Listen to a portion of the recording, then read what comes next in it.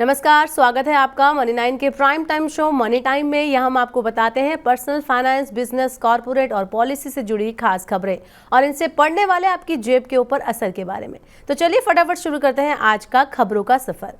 भारतीय रुपया डॉलर के मुकाबले बहुत ज्यादा कमजोर हो गया है। गुरुवार को रुपया 83.10 के अब तक के सबसे निचले स्तर पर बंद हुआ। विदेशों में मांग बढ़ने से डॉलर मजबूत हो रहा है, इस वजह से रुपया कमजोर हो रहा है। रुपए के कमजोर होने से देश में महंगाई बढ़ने की आशंका और बढ़ गई है, क्योंकि कमजोर रुपए से तेल का आयात महंगा हो गया है, जिसकी वजह से परिवहन लागत बढ़ रही है।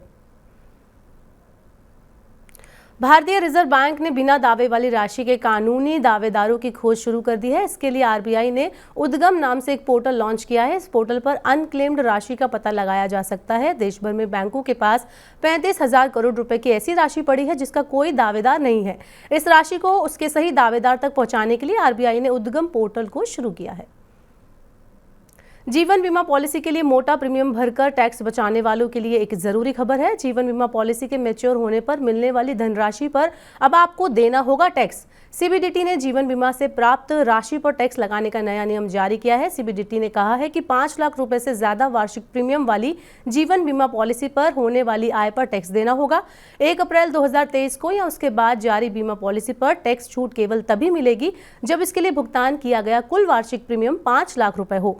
इस सीमा से अधिक प्रीमियम वाली पॉलिसी से प्राप्त होने वाले लाभ को बीमित व्यक्ति की वार्षिक आय में जोड़ा जाएगा और लागू टैक्स स्लैब के हिसाब से टैक्स वसूला जाएगा।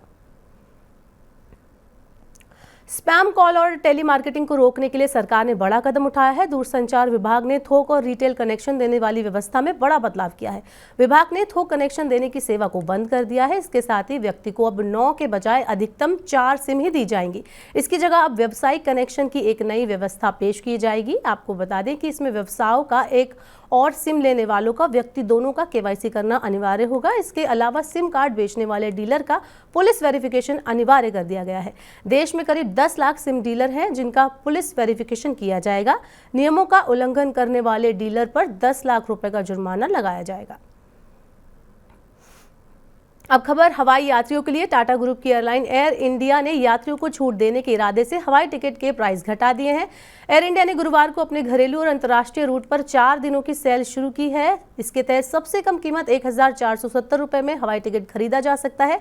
एयरलाइन ने कहा है कि एक तरफा घरेलू यात्रा किराया इकोनॉमी क्लास के लिए 1,470 रुपए और बिजनेस क्लास के लिए 10,130 रुपए से शुरू होगा। सस्ती दरों पर हवाई टिकट की बिक्री गुरुवार से शुरू होगी और 20 अगस्त की आधी रात तक जारी रहेगी। पिछले 10 साल में 3 गुना बढ़ गई है मिडिल क्लास की औसत आमदनी। एसबीआई रिसर्च ने इनकम टैक्स रिटर्न के आधार पर तैयार रिपोर्ट में कहा है कि पिछले 10 साल में मध्यम वर्ग की औसत आय तकरीबन 3 गुना बढ़ गई है। वित्त वर्ष 2012-13 में औसत आय 4.4 लाख रुपए थी, जो वित्त वर्ष 2021-22 में बढ़कर 13 लाख रुपए हो गई है। रिपोर्ट के मुताबिक वित्त वर्ष 2010-11 से 2021-22 के बीच 13.6% लोग निम्न आय वर्ग के दायरे से बाहर निकल आए हैं। अंतर्राष्ट्रीय बाजारों में सोने की कम मांग की वजह से कीमतें टूट गई हैं। दिल्ली सराफा बाजार में सोना 300 रुपए की गिरावट के साथ 59,300 रुपए प्रति 10 ग्राम रह गया। चांदी की कीमत भी 300 रुपए टूटकर 72,800 रुपए प्रति किलोग्राम रही। अमेरिकी बॉन्ड की यील्ड में तेजी आने से निवेशक सोने के बजाय अब बॉन्ड में ज्यादा पैसा लगा रहे हैं। सोने की कमजोर मांग से इसकी कीमतें लगातार घट रही हैं। महंगे गेहूं से राहत दिलाने के लिए सरकार बड़ा कदम उठा सकती है। सरकार रूस से सस्ता गेहूं खरीदने पर विचार कर रही है। सरकार बाजार में गेहूं की आपूर्ति बढ़ाकर खाद्य महंगाई को नियंत्रित करना चाहती है। पिछले महीने खाद्य महंगाई की वजह से ही खुदरा महंगाई 15 महीने के उच्चतम स्तर पर पहुंच चुकी है। सरकार प्राइवेट कारोबारियों और रूस सरकार दोनों से गेहूं खरीदने की संभावना तलाश रही है। गेहूं आयात का फैसला अगले 1 या 2 हफ्ते में हो सकता है। शेयर बाजार में 2 दिन से जारी तेजी पर आज ब्रेक लग गया। बाजारों में पिछले 2 कारोबारी सत्रों से तेजी आ रही थी। सेंसेक्स 388 अंक की गिरावट के साथ 65,151 अंक पर बंद हुआ। वहीं निफ्टी भी करीब 100 अंक की गिरावट के साथ 19,365 अंक पर बंद हुआ। वैश्विक स्तर पर कमजोर रुख का असर घरेलू बाजार पर पड़ा और बिकवाली दबाव लगातार बना रहा। अमेरिकी केंद्रीय बैंक फेडरल रिजर्व की पिछली बैठक की जो ब्यौरा जारी हुआ है उसमें आगे नीतिगत दर में वृद्धि को लेकर सदस्यों के बीच आम सहमति नहीं है। उनका रुख अलग अलग है। ऐसे में अमेरिका में ब्याज दर और बढ़ने की आशंका बढ़ी है, जिससे विदेशी निवेशक विकासशील बाजारों में अपना पैसा निकाल रहे हैं। अब बाजार में बिना BIS मार्क के सीलिंग फैन नहीं बिकेंगे। सरकार ने सीलिंग फैन के लिए अनिवार्य गुणवत्ता मानदंड जारी किए हैं। सीलिंग पंखों के लिए BIS चिन्ह यानी मार्क लेना 6 महीने बाद से अनिवार्य होगा। नियमों का उल्लंघन करने वालों को 2 साल तक की जेल या 2 लाख रुपए तक का जुर्माना देना होगा। MSME को बढ़ावा देने के लिए उन्हें इस नियम को लागू करने के लिए कुछ अतिरिक्त समय दिया गया है।